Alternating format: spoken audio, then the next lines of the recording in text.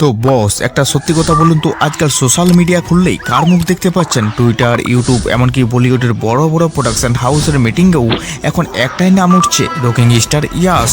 কিন্তু কখনো কি ভেবে দেখেছেন এরকম কেন? কেজিএফ 2 রিলিজের পর তো অনেক সময় পার হয়ে গেল, কিন্তু হঠাৎ করেই পুরো ভারতের দর্শক আবার ইয়াসের নাম শুনে পাগল হয়ে উঠল কেন?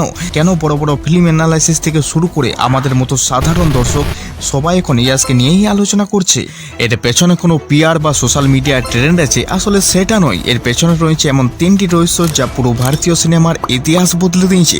আজ সেটাই আপনাদের সাথে শেয়ার করবো, তাই শেষ পর্যন্ত অবশ্যই দেখুন, গ্যারান্টি দিচ্ছি আপনি চমকে যাবেন। চলুন তাহলে সবচেয়ে বড় কারণটা দিয়ে শুরু করি।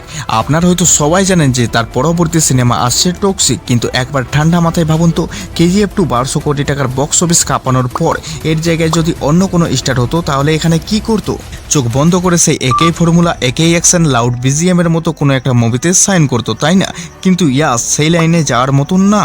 তিনি বেছে নিলেন এক সম্পূর্ণ আনপ্রেডিক্টেবল পথ। ন্যাশনাল অ্যাওয়ার্ড জয়ী ডাইরেক্টর গীতু মোহনদাসের সাথে হাত মিলিয়ে শুরু করলেন নতুন পথ। ভাবতে পারেন গোয়ার আন্ডারওয়ার্ল্ড, আন্তর্জাতিক ড্রাগ আর ডার্ক সাইকোলজিক্যাল অ্যাকশন ড্রামা। এই ছবির গল্প আর মেকিং স্টাইল কোনো সাধারণ ফর্মুলার সিনেমা নয়। আর কাস্টিং দেখেছেন, একদিকে নয়নতারা, কিয়ারা আডবাণী আর হুমা কুরেশির মতো হেভিওয়েট নাম, অন্যদিকে পুরো হলিউড স্ট্যান্ডার্ড টেকনিক্যাল টিম ও অ্যাকশন কোরিওগ্রাফি। ইয়াস খুব ভালো করেই জানে যে দর্শকরা তার থেকে কি আশা করে বসে আছে। আর ঠিক এই কারণেই টক্সিক নিয়ে পুরো দেশের ফ্যান্সদের উত্তেজনা এখন চরম পর্যায়ে উঠে গেছে। এবার আসুন দ্বিতীয় মাস্টার স্ট্রোকে, যা শুনলে যে কোনো ফ্যান্সদের মাথা ঘুরে যাবে। নীতিশ তেওয়ারির মেগা মহাকাব্যিক সিনেমা রামায়ণ।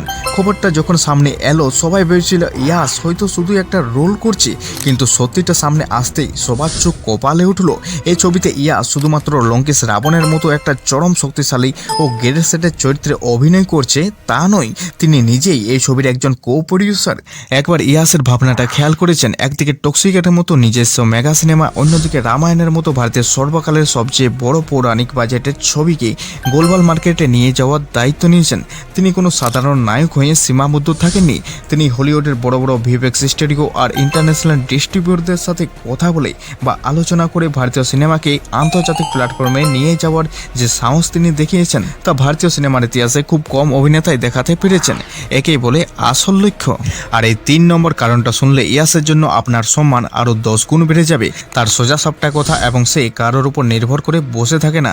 আজকালকার দিনে স্টাররা কি করেন? বক্স অফিসে সেফটি বাঁচাতে বা কালেকশন বাঁচাতে সব সময় সেফ গেম খেলেন, পা টিপে টিপে চলেন। কিন্তু এখন যখন বক্স অফিসের ক্লাস ও রিলিজ ডেট নিয়ে কথা উঠলো, ইয়াস সোজা ক্যামেরার সামনে এসে দাঁড়িয়ে কি বললেন জানেন? তিনি বললেন 100-200 কোটির ক্ষতি নিয়ে আমি কিছু ভাবি না।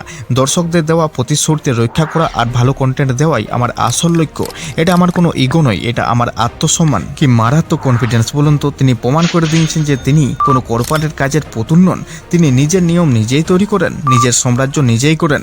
আর এই সোজা সাপটা কথাই আজ কোটি কোটি মানুষের মন জিতে নিয়েছে। তাহলে পুরো গল্পটা কি দাঁড়ালো?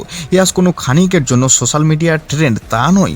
ইয়াস এমন একজন সাইলেন্ট প্ল্যানার যিনি অনেকদিন চুপচাপ থাকেন, কিন্তু যখনই ময়দানে নামেন তখন পুরো দেশের চাকা ঘুরিয়ে দেন। এবার আপনারা বলুন, টক্সিক নাকি রামায়ণা, কোন মুভিটা বক্স অফিসের রেকর্ড ভাঙবে? আর আপনিও যদি ইয়াসের ফ্যান হয়ে থাকেন তাহলে অবশ্যই একটা লাইক দিয়ে চ্যানেলটাকে সাবস্ক্রাইব করে দেবেন।